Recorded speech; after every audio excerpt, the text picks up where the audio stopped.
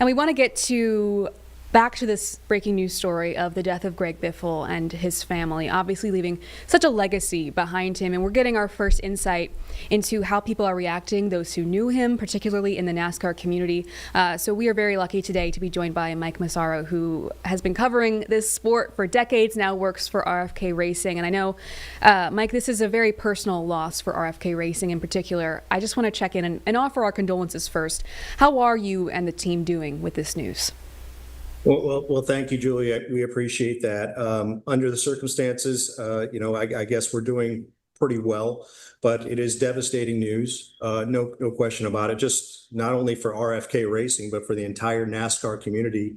If you're on social media, you cannot scroll without seeing a post from somebody who Greg touched. And it's not just in the sport.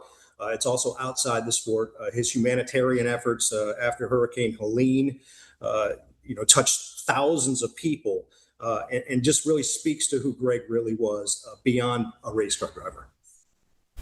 You have the unique experience of covering the sport for so long and then now being a part of the team. I know that Greg Biffle drove for Roush. I would be really curious to know any interactions that stick out to you, whether when he was driving or after the fact in his humanitarian work, any interactions that are sticking with you today that you had with him.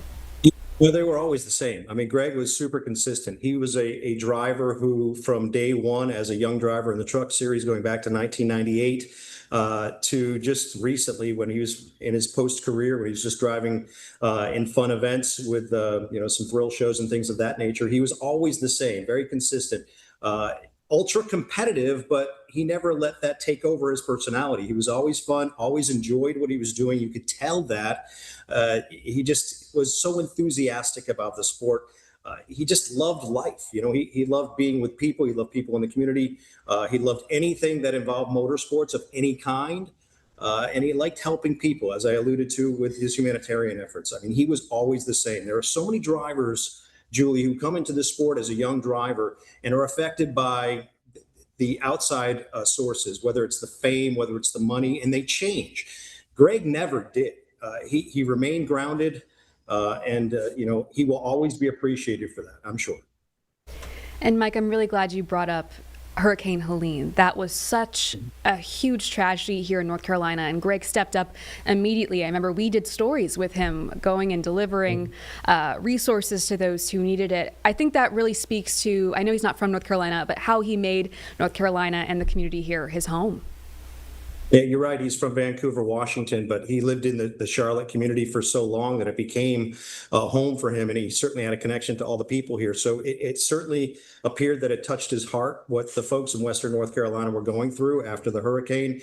And he put together what I consider, kind of a humanitarian air force, if you will. Not only did he make runs with his own helicopter up to the mountains to deliver supplies and things like that, but he also recruited other people who had their own private aircrafts who could also participate.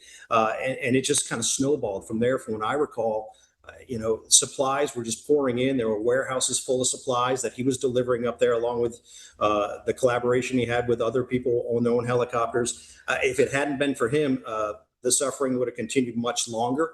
And I know there are a lot of people that are completely indebted to him and the folks surrounding his efforts during the hurricane relief efforts. It's been so bittersweet to hear about all the people speaking out who were personally impacted by his generosity during that time. Now, I've also got Carlene here, who's a big NASCAR fan herself. I am. My family has been a big fan for years and years, and I wanted to ask, I know Greg was just named one of, a couple years ago, 75 greatest drivers in the sport. And anything he got behind the wheel of, any car he drove, any truck he drove, anything he touched, he drove the heck out of it. So can you explain, what was the X factor behind his success? What's made him stood out from the field? If I could pinpoint that and package it, I'm sure there's a lot of drivers who would like to know that secret too. It was such natural talent and his dedication to his craft. he would concentrate on, being in the simulator as a race car driver and doing so much work there, a lot of homework. But as you mentioned, Carlene, he could drive anything. He loved his dune buggy, right? So he liked going out and doing that kind of thing. Just this summer, he was involved in an exhibition race with one of our drivers, Ryan Priest, up in Connecticut at the Stafford Speedway with the Cletus McFarland Thrill Show, the New England 900. It was kind of more of an exhibition more than anything else, but you could tell it matched his personality because it was all about having fun. He finished second in that race.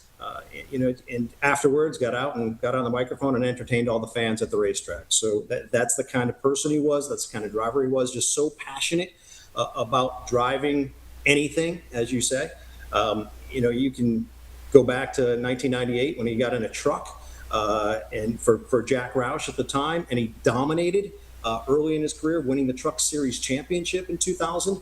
He followed that up by being promoted to what was then the Busch Series, now the Xfinity Series. He won the championship there in 2002, and of course continued to climb the ladder, went to the Cup Series, where he came close to winning a championship, but never did. Had he done that, he would have been the only driver to win championships in all three series. And I think he'll be remembered for that for sure, and that's certainly one of the reasons why he's a Hall of Fame candidate.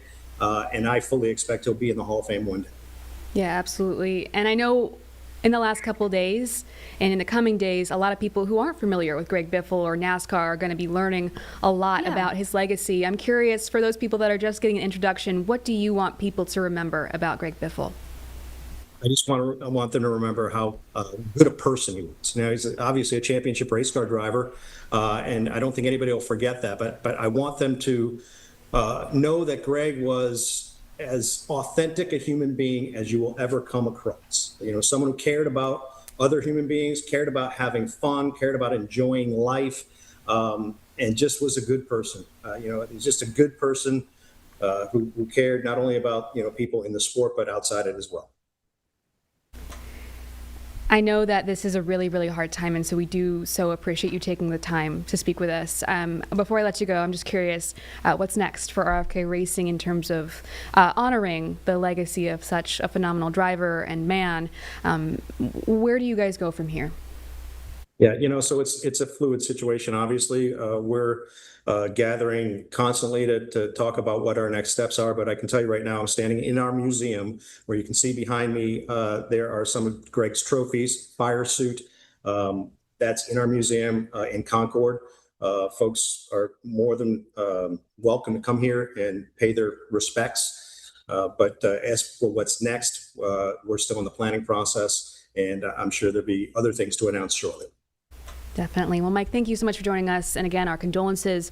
I'm sure that people really appreciate you taking the time because this is such a heartbreaking situation, but being able to hear from people who knew him is always the best. So thank you so much. My pleasure, Julie. Thank you.